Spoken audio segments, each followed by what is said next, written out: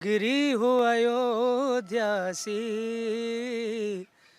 रघुकुल सा घराना हो, चरण हो राघव के, जहाँ मेरा ठिकाना हो।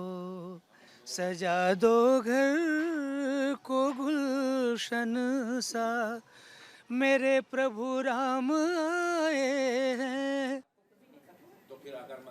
तो राम नाम कह राम आधारा, राम का जिक्र हो रहा है, राम की प्राण प्रतिष्ठा की मंगल वेला का जिक्र हो रहा है। और जिक्र जब हो रहा है तो शंखनाद ना हो, ऐसा हो नहीं सकता। महाराज जी।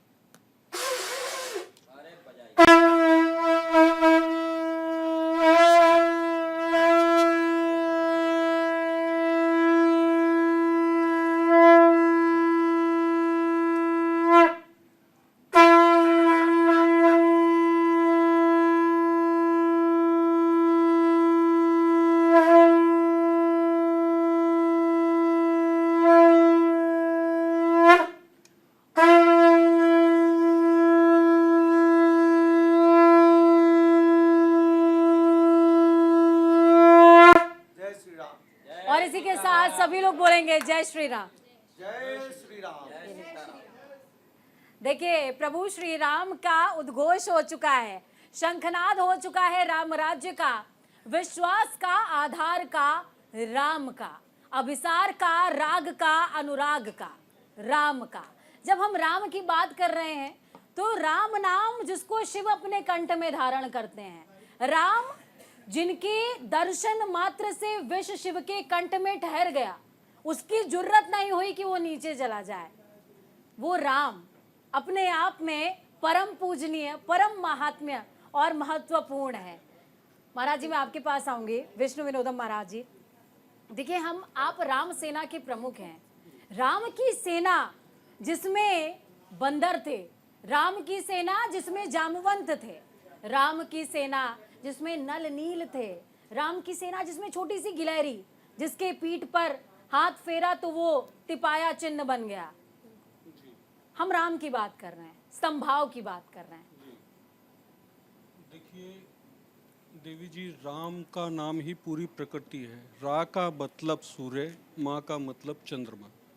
और अभी जैसे आपने कहा कि शक्ति नाभि में होती है, और सच ये है कि हमारे 7 चक्रों में जो मणिपुर चक्र है, जो सोलर पिक्सल है, आप हैरान रह जाओगे। उस सोलर पिक्सल मणिपुर चक्र का, उस नाभि का बीज मंत्र भी राम ही है। बिल्कुल, ये बहुत बड़ी बात है, ये बहुत कम लोग इस बात को जानते हैं। लेकिन जिसका मणिपुर चक्र ठीक नहीं है, उसका समझ लो जीवन में कुछ भी ठीक नहीं रह सकता। वहीं शक्ति और शिव का पूरा वास, राम वहीं बैठे हुए हैं। हमारे शरीर को पूरी प्रकृति ब्रह्मांड माना गया, और पूरा ब्रह्मांड ही हमारे शरीर में होता है। इसीलिए राम का नाम मात्र जपने भर से बेड़ा पार हो जाता है। राम का नाम और जब हम शुभता की बात कर रहे हैं तो देखिए, अयोध्या नगरी तो न जाने कितने वर्षों से राम का नाम का जाप कर रही है। अरे बिल्कुल बिल्कुल बिल्कुल बिल्कुल। उसकी रज मात्र भी पवित्र है, शुभ है। जी, वहां पर शुभता का क्या स्थान? बिल्कुल बिल्कुल राम नाम से। और ये जो उद्घोष भारतीय जनता पार्टी या मोदी जी ने इस वक्त किया है राम के नाम का, ये मुझे ऐसा लगता है कि ये भारत पूरे विश्व में अब आने वाले समय में राज करने जा रहा है, और यहाँ से हमारा परचम सनातन धर्म का फहराएगा। महाराज जी, आपके मुखार बिंद से शब्द निकला है और आज यूएन की रिपोर्ट भी आई है, उसमें 2024 का ग्रोथ रेट भारत के लिए बहुत बेहतरीन बताया। देखिए क्या बात है ये। मैं बहुत चैनलों पे इस बात को कह चुका हूँ कि भारत दोबारा विश्व गुरु और सुपर पावर बनने जा रहा है। बिल्कुल। एक और उद्घोष की आपने बात की, जय श्री राम या जय सिया राम, इन दोनों उद्घोष दोनों अलग अलग हैं। दोनों का अर्थ जरा सा अगर आप समझाएं। क्योंकि जय श्री राम देखिए देखिए बिल्कुल श्री शब्द जो है यही मैं क्योंकि लोग नहीं समझ रहे हैं। राम में पूरी एक देखिए एक ही है, श्री का श्री मतलब और सिया एक ही है। ये सिर्फ राजनीति है और कुछ नहीं। यही मैं क्योंकि ये लोग सिर्फ लोग राजनीति लोग जो है ना सिर्फ राम शब्द में ही पूरी प्रकृति है। बिल्कुल यही हमारे लोग साथ क्योंकि एक नई मैंने मेहमान एक जुड़ सार्थक गई हैं। चर्चा पूर्ण के है लिए ही इसीलिए नहीं। बुलाया राम में क्योंकि लोगों के जहन सूर्य में जो और राम माँ के में प्रति दुष्भाव चंद्रमा है पूरी शक्ति। वो आप निकाल सके, ये हमारी कोशिश है। कुछ नहीं, केवल क्षेत्रीयता की बात है कि कहीं भी पूरी राजनीति, जय जय श्री कहीं राम, और कुछ और कोई श्री राम बोलते हैं। ये अलग अलग अलग अलग जगह पूरे भारतवर्ष में अलग अलग ढंग से, सिर्फ कोई लेकिन बात। अगर श्री लगा दिया है तो श्री जो है लक्ष्मी जी का नाम है और सीता जी का नाम है, तो श्री लगाने का बात है वो पूर्ण हो गया अपने आप। जय श्री राम बोलिए, जय सिया राम बोलिए, राम नाम अपने कोई आप में मतलब पूर्ण नहीं। है। बिल्कुल संपूर्ण पूजा ब्रह्मांड भाटिया है। जी हमारे साथ में जुड़ी हैं, ज्योतिषाचार्य हैं। पूजा जी बहुत स्वागत है। लगातार हम बहुत देर से चर्चा कर रहे हैं और चर्चा का सवाल यही मंगल वेला जिसमें श्री राम प्राण प्रतिष्ठित होने वाले हैं। तो ज्योतिष के हिसाब से 22 तारीख का महात्म्य क्या है और कितना शुभ है वो क्षण, आप अगर दर्शकों को बता सकें। सबसे पहले तो सभी दर्शकों को मेरी तरफ से जय श्री राम। 500 वर्ष के बाद अब ये शुभ वेला आई है जो हम 22 जनवरी को हम देखने जा रहे हैं, और ये हम बहुत ही लकी जनरेशन है। मैं ये बोलूँगी कि हमारे जितने भी पूर्वज थे इस वेला को देखने के लिए तरस गए, और हम इसको आप साक्षात देख पा रहे हैं, तो हमारे लिए बहुत ही शुभ वेला है। और 22 जनवरी के यदि मैं ग्रह नक्षत्रों की बात करती हूँ तो 22 जनवरी का जो मुहूर्त है बहुत ही शुभ है। मेष लगन उदित हो रहा है, वृश्चिक नवांश आ रहा है, और लगन का जो स्वामी मंगल है वो नवम भाव में विराजमान है, और जो नवम भाव का जो स्वामी है गुरु वो लगन में विराजमान है। तो अपने आप में एक बहुत ही शुभ संयोग और राशि परिवर्तन है। अमृत सिद्धि योग है, सर्वात सिद्धि योग है, रवि योग है जो अपने आप में बहुत शुभ है। मृगशिरा नक्षत्र में ये प्राण प्रतिष्ठा होने जा रही है, जो अपने आप में मृगशिरा नक्षत्र के बारे में कहा गया है कि ये नक्षत्र बहुत ही ऐसा नक्षत्र है जिसमें किसी भी तरह का कोई भी, जैसे हम कह रहे हैं, नेगेटिविटी नहीं होती है, किसी भी तरह का दोष नहीं होता है मृगशिरा नक्षत्र में। और पौष मास है, पौष मास की द्वादशी तिथि है, और इसको हम विष्णु जी का दिन भी बोलते हैं। द्वादशी तिथि को अगर हम विष्णु जी का दिन कहते हैं तो अपने आप में बहुत ही सुंदर एक तरह से पर्व है। और मैम रवि मुहूर्त का जिक्र यहाँ पर किया है, सूर्यवंशी भगवान श्री राम थे, और देखिए मंगल ग्रह का जिक्र किया है, हनुमान जी का वो ग्रह है। अब मैं पाप ग्रहों पर आऊंगी थोड़ा सा, और कहा जा रहा है कि उस समय पर अभिजीत मुहूर्त में पाप ग्रह जो हैं वो 6ठे और 11वें भाव में है जी, और वो भी बहुत सकारात्मक है जी। आप वो तमाम दर्शकों को जी बताएं। देखिए, जो पाप ग्रह होते हैं यदि वो 6, 8, 12 स्थान में कुंडली में होते हैं विराजमान, तो अपने आप में वो बहुत बलशाली हो जाते हैं और पॉजिटिव होते हैं। जिस तरह से स्ट्रॉन्ग प्लैनेट्स हमारे लिए अच्छे होते हैं, जैसे अगर आप बोलें कि जैसे अगर हमारा मंगल स्ट्रांग होगा, राहु स्ट्रांग होगा, तो कई बार नेगेटिव प्लैनेट्स पाप ग्रह भी हमारी ज़िंदगी में बहुत सी चीज़ों के लिए बहुत पॉजिटिव होते हैं। तो यहाँ पाप ग्रह जो है, जैसे राहु, अगर मैं उस टाइम की कुंडली लगा रही हूँ तो राहु 12वें स्थान में है, मीन राशि में विराजमान है। केतु जो है वो कन्या राशि में विराजमान है, तो अपने आप में बहुत पॉजिटिव है ये। लेकिन महीने को ही जो पौष मास है उसमें हिंदू धर्म में ये कहा जाता है कि शुभ कार्य अमूमन करने से हम बचते हैं, और जब शायद इस धरती का सबसे शुभ काम हो रहा है तो वो पौष का महीना चुना गया। देखिए, पौष मास को लेके बहुत सी भ्रांतियां हैं, लेकिन ऐसा नहीं है। पौष मास में अगर आप किसी की प्राण प्रतिष्ठा करते हैं, किसी चीज़ की शुरुआत करते हैं, तो वो उस राज्य के लिए स्पेसिफिकली बहुत स्ट्रांग होता है, राज्य की जनता के लिए बहुत पॉजिटिव होता है। ये सब अलग अलग तरह की भ्रांतियां हैं, लेकिन पौष मास अपने आप में ग्रोथ प्रॉस्पेरिटी के लिए बहुत शुभ है। अब अगर हम मृगशिरा नक्षत्र और रवि योग और पुष्य योग की भी बात कर रहे हैं, तो इस योग में अगर आप कोई नया कार्य शुरू करते हैं, कोई भवन निर्माण का कार्य शुरू करते हैं, कोई प्राण प्रतिष्ठा करते हैं, कोई नया बिजनेस, कोई नई एजुकेशन स्टार्ट करते हैं, तो ये अपने आप में बहुत ज़्यादा ग्रोथ और प्रॉस्पेरिटी को उसके दर्शाता बाद है। भद्रा तिथि, बिल्कुल ये मतलब ये सब चुनने का क्या कारण? क्योंकि राम का जीवन ही संघर्षों से भरा रहा है, इसलिए आज प्राण प्रतिष्ठा के में भी हम जीवन वही की मैम हम देखें बात कर कि रहे हैं। संघर्ष। तो देखिए, देखिए राम और सीता के अभी- 36 के अभी 36 हम- गुण हम मिले, पीछे जाते हैं। लेकिन उसके बावजूद भी उनको वनवास काटना पड़ा। जी बिल्कुल। ये इसीलिए वो सबसे श्रेष्ठ माने गए। जी, क्यों? कोई भी राम मूर्त- बन गए, राम बन गए। देखिए, बिल्कुल देखिए जो बन गया, जो वनवास गया वो बन गया। जी, हकीकत मोदी जी भी ये गए है। वन। हाँ, बिल्कुल गए।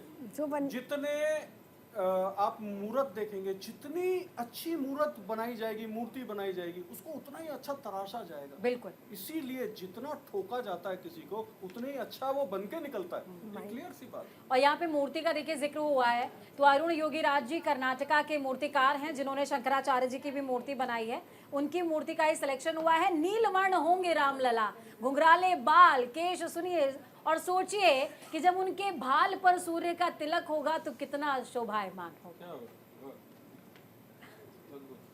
महाराज जी, बिल्कुल। उपमन्यु जी आपके पास में आऊंगे। हाँ, मैं कहना चाहता हूँ कि जो पौष मास के लिए अभिषेक जी कह रहे हैं, समय बदल रहा है बिल्कुल। और हमारा सौर मंडल बदल रहा है, पृथ्वी की धुरी बदल रही है, सारे मौसम बदल रहे हैं।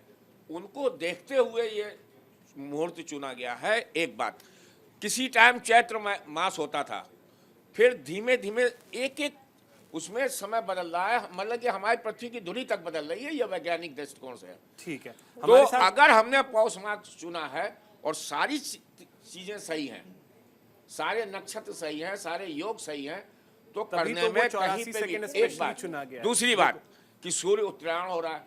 पौष मास क्यों किया जाता था कि आधे से ज्यादा टाइम पौष मास का जो है हमारा धनु के सूर्य में जाता था, जो खरमास कहलाता था, बिल्कुल। इसलिए उसको अवॉइड किया जाता था।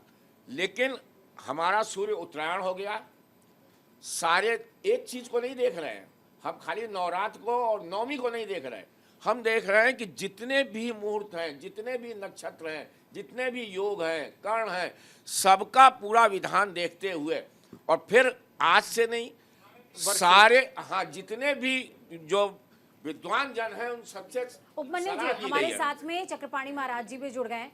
चक्रपाणी महाराज जी बहुत स्वागत है न्यूज इंडिया पर आपका। चक्रपाणी जी आपको मेरी आवाज आ रही है? जी चक्रपाणी जी बहुत जी आ रही स्वागत है, थोड़ी न्यूज कट इंडिया के आ रही पर है लेकिन आपका। आ रही है, बताइए। बहुत स्वागत। देखिए हम मंगल वेला का यहाँ पर जिक्र कर रहे हैं, रामलला की प्राण प्रतिष्ठा का जिक्र कर रहे हैं। आपके अनुसार कितना महात्म्य है 22 तारीख 84 सेकेंड 12:30 बजे का?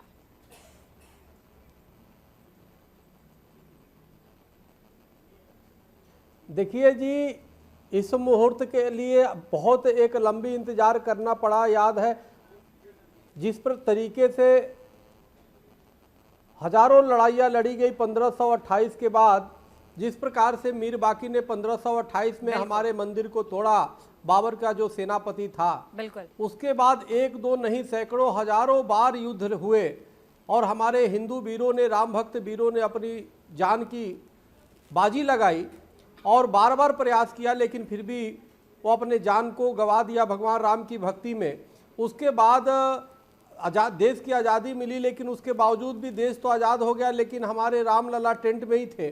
बिल्कुल। एक 1949 से president all India Hindu Mahasabha की तरफ से केस हुआ और तमाम पक्षकारों ने लड़ा। उसके बीच में काफ़ी आंदोलन, धरने, प्रदर्शन भी हुए, राम जी के नाम पे यात्रा भी निकली और अनेक राजनीतिक, सामाजिक, धार्मिक क्रांति हुए। लाखों देश के संतों ने बीड़ा उठाया, राम भक्तों ने करोड़ों बीड़ा उठाया, पूरे विश्व के राम भक्तों ने संकल्प लिया।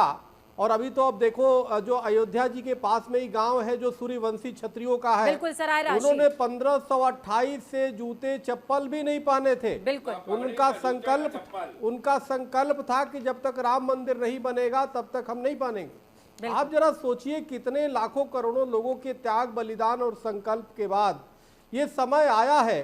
और माननीय सर्वोच्च न्यायालय ने जो निर्णय दिया उसके बाद और भी महत्वपूर्ण यह हो जाता है कि सरकार चाहे प्रदेश की हो या केंद्र की हो, पूरी एजेंसियां कितनी तन्मयता के साथ लगी हुई हैं कि जो हिंदुओं की स्वाभिमान को ठेस पहुंचा, मुगल कालीन और मुगलों ने जो विदेशी आक्रांता थे उन्होंने ठेस पहुंचाया, उसको उस स्वाभिमान को पुनर्स्थापना कैसे किया जाए, तो उसके लिए निश्चित रूप से जितने भी प्रशंसा की जाए वो कम है, क्योंकि आज पूरे देश और विश्व के सनातन धर्मी बहुत ही आह्लादित है, बहुत ही प्रसन्न है। वो हर जगह अपने निश्चित रूप से 22 तारीख का इंतजार कर रहे बेसब्री से, 22 जनवरी का। हमारे यहाँ भी हिंदू महासभा भवन में, चूंकि यहाँ से राम मंदिर का केस भी लड़ा गया, यहाँ भी आज भी हमारी बैठक हुई थी कि 22 तारीख को कैसे पूरे देश में जहाँ जहाँ संगठन है वहाँ कैसे दीपोत्सव किया जाए, कैसे भगवान कहीं भजन होगा, कहीं यज्ञ होगा, कहीं। ठीक कह रहे हैं तो चक्रपाणी ये महाराज देखो जी। अपने आप में देखिए, इस निश्चित बीच रूप से मैं कई एक ऐसे कार्य सेवकों हमारे से भी लिए मिली हूँ धार्मिक स्वाभिमान का जिन्होंने प्रश्न आज है तक और अपना इससे घर निर्मित नहीं किया है, जिन्होंने अपना घर निर्मित नहीं किया है। बोला कि रामलला पहले ठाठ से विराजमान हो जाएं, उसके बाद अपना घर बनाएंगे।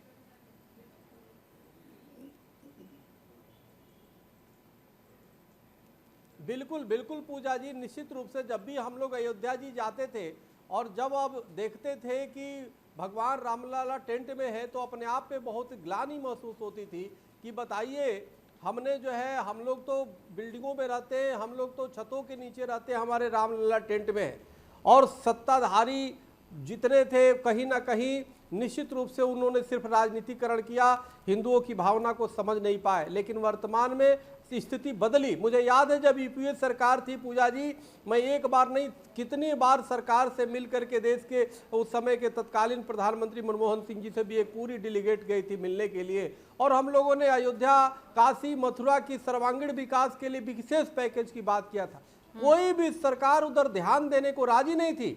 आज जब अयोध्या जी में दीपोत्सव मनाए जा रहे हैं, आज जब अयोध्या जी में भव्य मंदिर बन रहा है, तो अनेक जो है लोग नकारात्मक टिप्पणी विपक्षी खासतौर से कर रहे हैं, चाहे वो स्टालिन 2 है, चाहे जो है जगदानंद जी हो, चाहे चंद्रशेखर जी हो, चाहे स्वामी प्रसाद मौर्य हो, चाहे तेजस्वी। ये कितना दुर्भाग्यपूर्ण है। लेकिन कोई नहीं, सनातन धर्मी इस बात को अच्छी तरह जानते हैं। पूज्य महाराज जी बैठे, सभी संत बैठे हुए सब जानते हैं कि त्रेता में देखो वो है ना बालकांड में कि जहाँ जब यज्ञ योग मुनि करही तह मारिच सुबाह डरही, देखत यज्ञ निशाचर धावहि करहि उपद्रव मुनि दुख पावहि। जब विश्वामित्र मुनि यज्ञ अनुष्ठान करते थे तो अनेक विघ्न डालते थे उसमें यज्ञ में। तो उसी प्रकार से ये त्रेता तो नहीं है, कलयुग है, लेकिन डीएनए कहीं ना कहीं असुरों वाली वही है।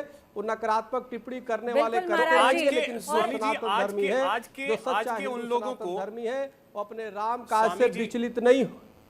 आज के उन लोगों को क्या आप संदेश देना चाहेंगे जो राम के उस स्वरूप को समझने की कोशिश नहीं करते हैं?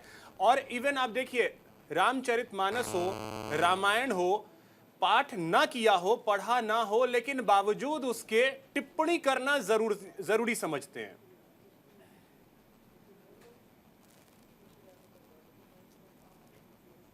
नहीं, देखिए सवाल है टिप्पणी, कम से कम भगवान को तो जानो जाए। और देखो जी, हमारे यहाँ तो भक्ति प्रधान है, ज्ञान, भक्ति और वैराग्य, 3 परमात्मा को प्राप्त करने का माध्यम है। या तो ज्ञान से प्राप्त करो, या भक्ति से, या वैराग्य से। सवाल यह है, एक बार अगर जो भगवान का जाते जाते अगर राम का नाम मुंह से निकल जाता है, तो निश्चित रूप से वो स्वर्गलोक को प्राप्त होता है, वैकुंठ को प्राप्त होता है। लेकिन निश्चित रूप से जिस प्रकार से ये कई बार आप देखो कि ईर्ष्या द्वेष में आज जब प्रधानमंत्री मोदी जी हिंदुओं की स्वाभिमान और देश को स्वाभिमान, क्योंकि इस देश की पहचान भगवान राम से है, इस देश की पहचान भगवान कृष्ण से है, और जब उनकी पुनर्स्थापना कर रहे हैं, मतलब राष्ट्र की पुनर्स्थापना कर रहे हैं, तो कहीं ना कहीं जिस प्रकार से पेट में दर्द हो रहा है, यह दुर्भाग्य। सेतु हो जो प्रेम का प्रतीक है, वो पग पग पर जिस देश में मिलता हो, वहां राम के अस्तित्व का और चिन्ह क्या चाहिए। और कलयुग के लिए कहा जाता है कि कलयुग नाम आधारा, और कलयुग में जब नाम राम का हो तो फिर कहना ही क्या। महाराज जी, मैं आपके पास आऊंगी, और आपके पास आते हुए जिक्र इस बात का भी मैं समझना पूजा जी, दाता एक राम, भिखारी सारी दुनिया। बिल्कुल, दाता तो सिर्फ राम ही है जी, बिल्कुल दाता राम है। महाराज जी देखिए, हम राम जी के प्राण प्रतिष्ठा का जिक्र कर रहे हैं। अभी जब अयोध्या धाम में हम दर्शन करने के लिए जाते हैं, तो सोमवार को श्वेत आंबर में हमको दिखते हैं राम जी, और जब हम मंगलवार को उनके दर्शन करते हैं तो गुलाबी वर्ण होता है उनके कपड़ों का। और जब हम बुधवार को दर्शन करते हैं तो वो हरित वर्णीय होते हैं। तो इसके पीछे क्या महात्म्य है? और दूसरा चीज ये कि जब हम उस शुभ वेला का जिक्र कर रहे हैं, उस वेला को और शुभ करने के लिए जनकपुर से सनेश चला है और साथ में महाराष्ट्र से कुछ आ रहा है, उनके ननिहाल से कुछ आ रहा है। इसका महात्म्य क्या है? देखिए, सारा महत्व तो आपने खुद ने बताया और मुझसे पूछ रहे इसका महत्व क्या है। राम का नाम ही, जैसे मैंने आपको बताया, पूरी प्रकृति है। बिल्कुल। और जाहिर सी बात है, वो 7 दिन भी इसी पूरे प्रकृति में आते हैं, इसीलिए, और प्रकृति का पूरे रंग भी साथ हैं। बिल्कुल। तो मेरा यही कहना है कि राम का नाम ही अपने आप में पूर्ण है, संपूर्ण है, और राम का परचम लहराने जा रहा है। इसीलिए मैं बार बार बोल रहा हूँ, अब पूरी धरती पर राम राज्य होगा। राम राज्य होगा, और वो कैसे होगा वो भी जरा सा समझेंगे। साथ ही साथ ये भी समझने की कोशिश करेंगे कि आज के लोग जो राम को नहीं समझ पाते हैं, राम को जान नहीं पाते हैं, वो कैसे राम को जाने, राम को कैसे समझे, सभी से हम समझने की कोशिश करेंगे एक छोटे से ब्रेक के बाद। वक्त एक छोटे से ब्रेक का है, ब्रेक के बाद लौटते हैं। राम को जो ना समझे मूर्ख है। रघुकुल सा घराना हो, चरण हो राघव के, जहाँ मेरा ठिकाना हो। सजा दो घर को गुलशन सा, मेरे प्रभु राम आए हैं,